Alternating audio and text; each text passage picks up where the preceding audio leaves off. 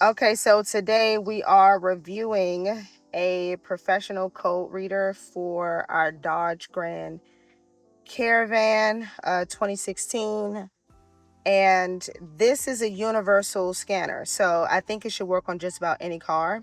But this is the MotoPower version, and we got it from Amazon. So let's go ahead and unbox this Blake Nikki. I really like the packaging. Like, I don't know what I was expecting, but this is really nice. Okay. So this is the instruction manual. It has all your handy dandy instructions. The packaging is really nice. Like I said, it comes with a little baggie. And here is the scanner. So as you can see, the cord is fairly long. You'll be able to see in a second how long it is. And then this is a connection that you can connect to your phone so that you can actually pull up codes and stuff on your phone. Oh. Yeah. Okay. So this is the yellow one. It looks like Bumblebee from Transformers. So let's get this hooked up. Okay, so let's plug it in.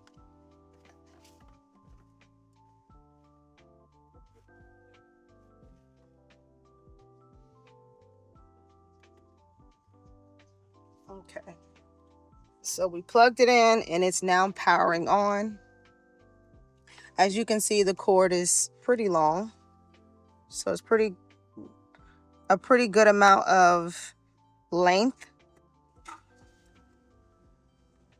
Okay, so you have different settings. Now, one of the things that we wanted to do is read for our check engine light. Interestingly enough, the check engine light isn't showing up. I wonder why. Huh. Why isn't the check engine light coming on?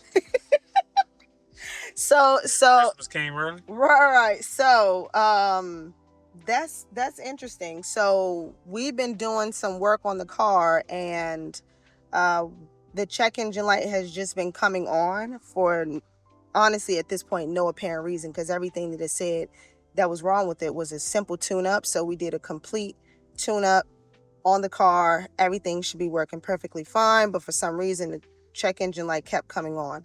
Now I'm not really sure why it's not coming on now, so I'm just going to walk through some of the things on here. So these are some of the different settings. Let's go through some of it's not a touchscreen. Interesting. So let's click into there. And then these are some different settings. Now, granted, I'm new to these scanners, so I really don't know what most of this stuff means. But as you can see, you can navigate across the screens by just pushing all these buttons, going to the different sections that you want to go to. Okay. Now, in order for you to learn what all of the functionalities mean and how they operate, use the manual. That's what I'm going to be doing. I'm going to stuff my head in this manual so I can get to learn what all these controls mean. But as for this particular video, I'm just going to be clicking around on different buttons. I'm try not to program anything if that's even possible. Yeah, so let's go back to the previous screen. Okay, so if you click on there, it takes you into different settings. Let's click on this. Trouble code. So as you can see here, it says cylinder 3 misfire detected. This is the code that we kept getting every time we went to AutoZone to get a scan done. This is the code that kept coming up, but it says stored code, right? So one of the things we're going to do is we're going to wipe that code clean to see whether or not it eventually comes back, but we're not going to do that at this second because we're just doing a simple walkthrough. Okay, so let's go back. Let's do, must be a clear discs. I'm not going to clear it yet, but let's click on it. So it's saying erase treble codes. We're not going to do that yet, so we're going to go back. Okay, so it canceled the command. Let's go over here. It's probably checking the weather. So view freeze frame.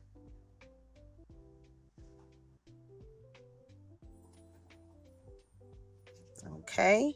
And this is what it came back with. For all you professionals out there that know what all this stuff means. What do you mean? Y'all know what this means. I'm a newbie to all of this. For all of us newbies, I'm literally just walking you through. So let's go back. Let's go here, I/M. As you can see, I guess it's going to show maybe history of stuff that was erased and this drive cycle. Let's see, drive cycle. And these are some specs, I guess, that would show up for this particular drive cycle. So let's go back. I'm going to try not to click around too much, y'all, because I don't want to accidentally mess up anything.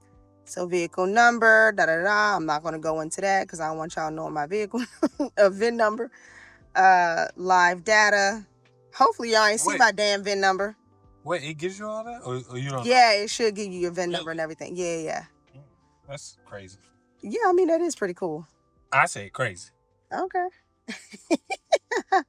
So view data, custom data sets. We're not going to go into that just in case it's some private information. Click here, sensors, sensor 1, sensor 2, sensor 3. You know, I'm going to have to really look into what these commands are for, but I'm very interested because there are a couple sensors that I want to check on this car. So mode 6, not sure what that is. So exhaust gas sensor, sensor monitor. Okay. Interesting. Lots of information, you guys, that this thing is giving me. So, okay, so I guess this will let you know if you have a leak in your evap system. That's really good. So do a test on the evap system leak. Okay. I can do that. Well, let's see.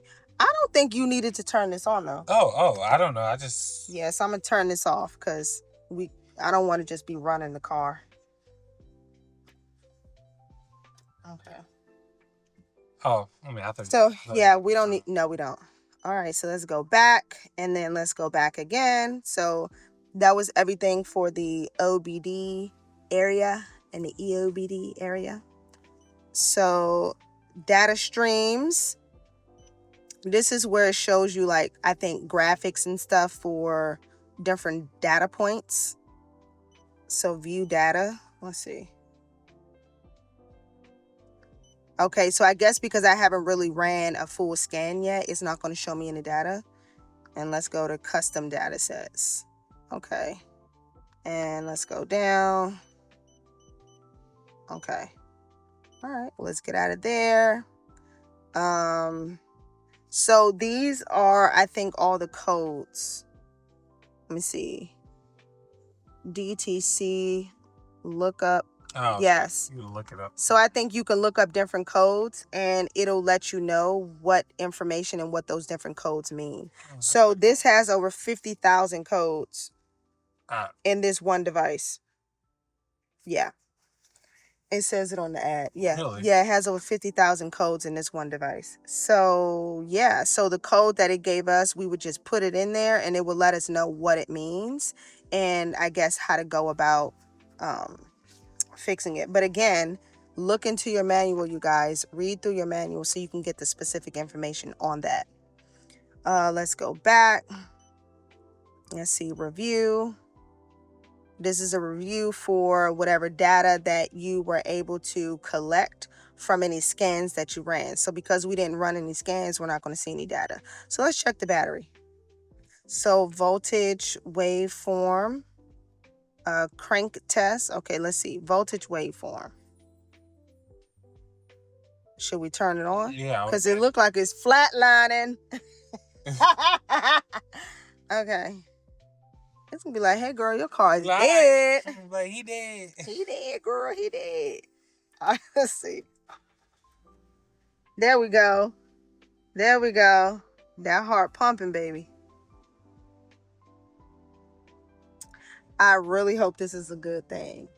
You know, that's right. Because I don't know what that means. I guess that means it's a steady wave of...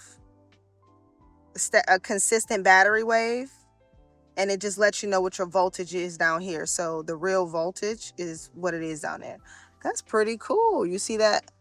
Nah, that's really cool, you guys. Okay. And then let's go back and then let's turn it off and let's run a crank test. So it's measuring the crank voltage. Okay. Enter. Okay, so please ensure that the engine is turned off and then press the enter button to proceed to the next step. Enter. Please start the engine and wait for the battery test to complete. All right.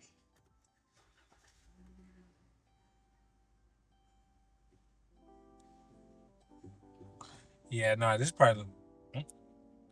All right, there we go. There we go. So I guess on the stalled, so it says stalled and then it says max. So that's where it maxed out. And when it's cranking, that was the voltage at which it was cranking. So the crank voltage is 10.8 volts. That's pretty cool, you guys. All right. Let's go back. Let's turn this off. Look at me. I'm actually giving y'all more information than I thought I could. So this right here is where you can connect it to your phone or to your computer so you can print off any of the data. Take that out, sorry. Where you can print off any of the data. So it's like print data stream and then it's like print DTC, whatever that means. I'll figure that out later. And then it's like print freeze. So I guess these are all the reports that you can generate. You can go to the print section and print those out. And it puts it in the cloud. Okay, so update. This is where you can do updates. So you can connect it to your computer. And I think if you go to the website, they tend to have updates that you can get access to keep your device up to date, the software. And then setup. So depending on whatever language you speak, oh wow, they have color scheme. I wonder what that is. Contrast, units of measurements. So if you speak a different language, if you want the measurements to be different, if you live in the US, we tend to have different metrics that we go by versus like in Europe and in other countries. So you can change the metric system. Contrast, not sure. Beep. Okay. Beep on or off. I like the beep. Color scheme. Dark or light. Let's see what light looks like. So, okay, so that's what light looks like. I like mine to be dark. And then about, update software, and then print. Okay, so let's go back. Okay, so that's everything that you have on the main screen. And it seems like it's super easy to move around. So let's click on this button. So, okay, so this is, I guess this is a diagnose troubleshooting codes. And Live data system. And this is a live data stream. So you can, I guess that's just a shortcut for you to get there. So no codes are stored. And then data stream. Okay, see view data stream. There's nothing that we have in here yet. And then, let me see, go back. Okay. Let's see. So, I don't know what this mean, y'all. I hope them X's don't mean nothing for our damn car. Just saying. Cause what? So I guess whenever we do a complete scan, those will adjust to our specific car, but I'm not sure if those metrics are for our car. But we will see about that when we do a scan. And then you go back. And that's it, you guys, for the most part. And then here's the back of it. It seems really nice and robust, especially for a first-time scanner. I paid about, I would say about $33 for this. It was on sale. And yeah, it seems really nice. It's a nice weight. It's not too light. and it's super colorful. So I hope you guys enjoyed this review of the MotoPower code reader scanner.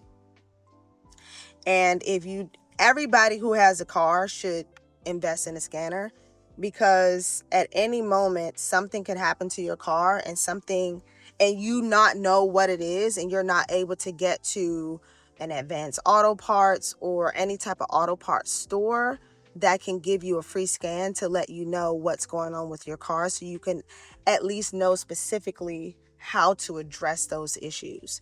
So based off of what I learned about this one in particular, it actually gets down to the nitty-gritty of where the actual issue lies, and it shows you live data from that specific area in which it's pulling the code from. So I will have to explore more on what that looks like as a user, but I am a first-time user. But based off of what I just did and the things that I just walked through, it definitely let me know issues, and it pulled up a code that already knew my car was suffering from. So one of the things that we're going to use this for is to wipe that code clean, and we're going to see how long the code stays wiped. And based off of that, we'll be able to move forward with using this handy dandy tool for future fixes and things like that. So I really hope this review helped you out. You can find this product listed in my description box below. And I really hope that you have a great day. Please remember to like, comment, and subscribe, and I will see you in the next one. Bye.